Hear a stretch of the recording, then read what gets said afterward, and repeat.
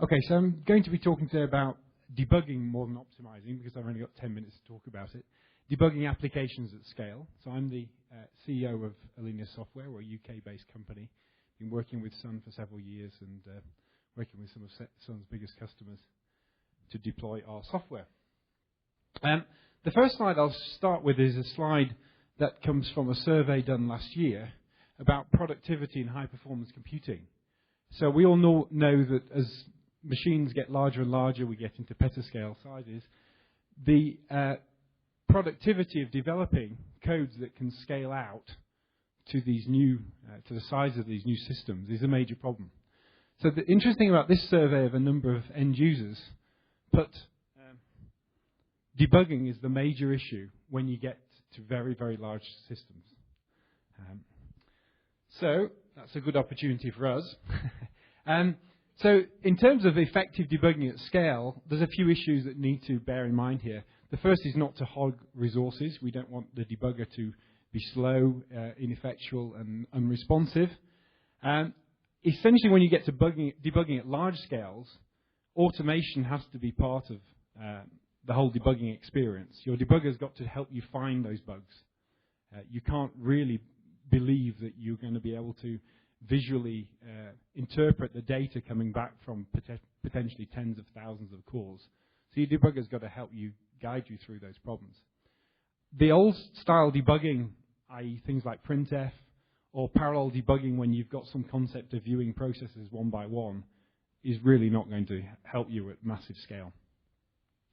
So this means really a debugging interface needs to be simple, require good GUI design, and allow you to focus on the problems after the debugger has hopefully found some of the interesting issues that are going on in your code automatically.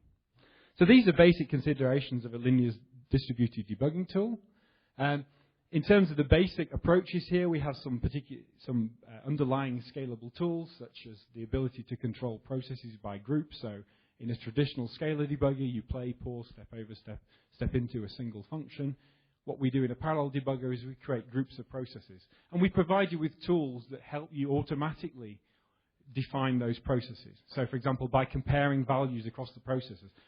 Perhaps you're expecting all the values in an array to be the same. And the debugger is going to automatically say, on this node, and this node, you've got some interesting behavior going on. The values aren't as they should be.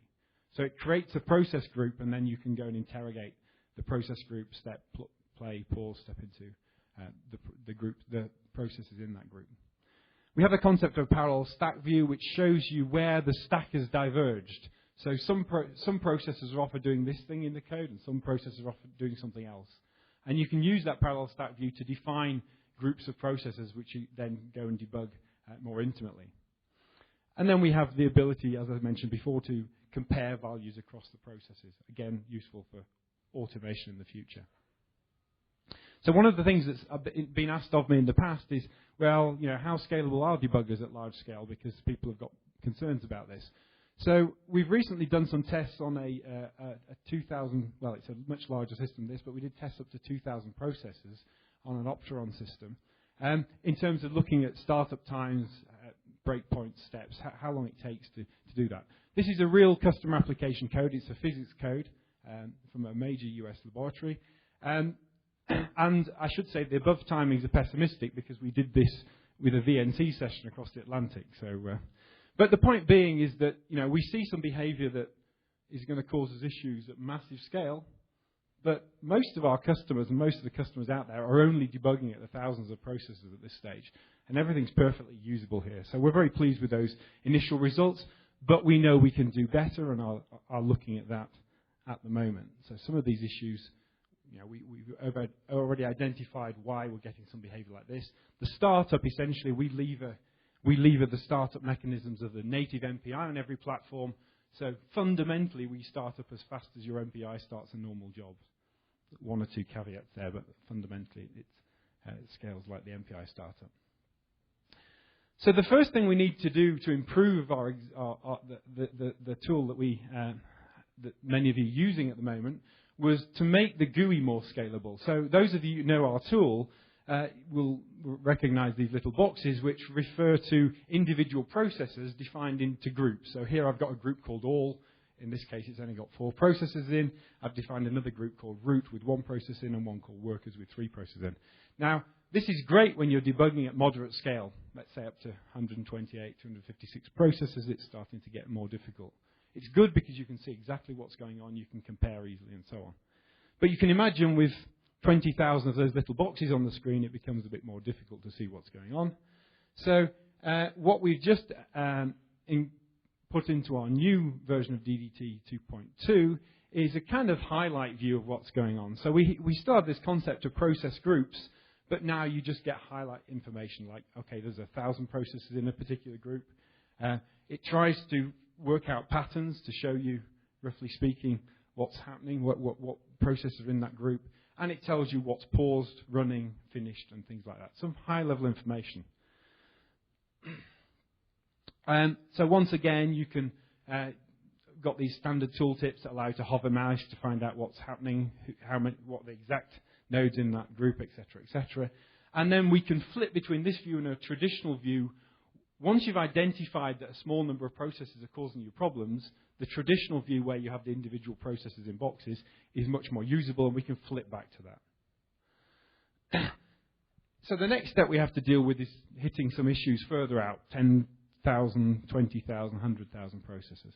So what we're looking at here is, so we're working with some key end users, and I'm pleased to announce that the people at TAC, I think are talking later today, or talked yesterday, talking later today, are using our debugger, and we are looking forward to working with them to understand what really happens when you get to very large scales.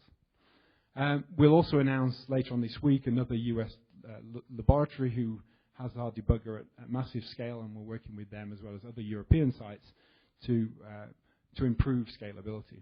We'll also announce the new scalable platforms. Perhaps I shouldn't be saying that at a Sun event, but we've already announced the Cray XT4 and some others that will be announced in the coming weeks. We're also looking at support for some novel chip architectures. And if you come to our stand, we can perhaps take you over to the NVIDIA stand, where we can demonstrate DDT running on several thousand threads on a GPGPU. So it's quite interesting because the same discussions I've just been, same presentation about scalability is now going to hit us at a thread level when you start to think about GPGPU. So you've not only got scalability of MPI processes, you've got potentially scalability of threads within processes. We're also looking at some novel debugging techniques, and just to steal a thunder from our competitors, who announced a tech preview of something called backwards debugging.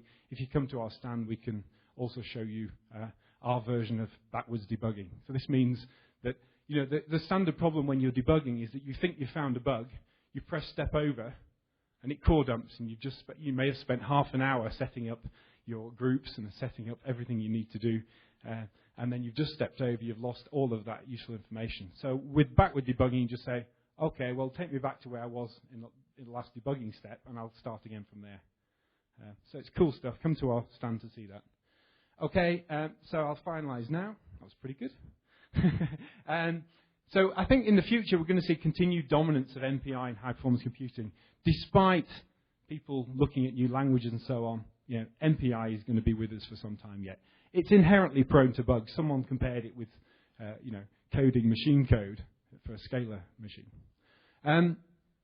So I also would like to point out that my belief anyway, and I've seen this many times, is that a large proportion of codes that are out there that supposedly work have got bugs in them that will only be exercised at scale or on new architectures, so on. So debuggers will also need to evolve, and I think our view there is you've got to have automation at a high level, and then the kind of capabilities that DDT already has to deal with small to moderate level. I believe that we're leading that pursuit of scalability within debugging, and we will continue to do so.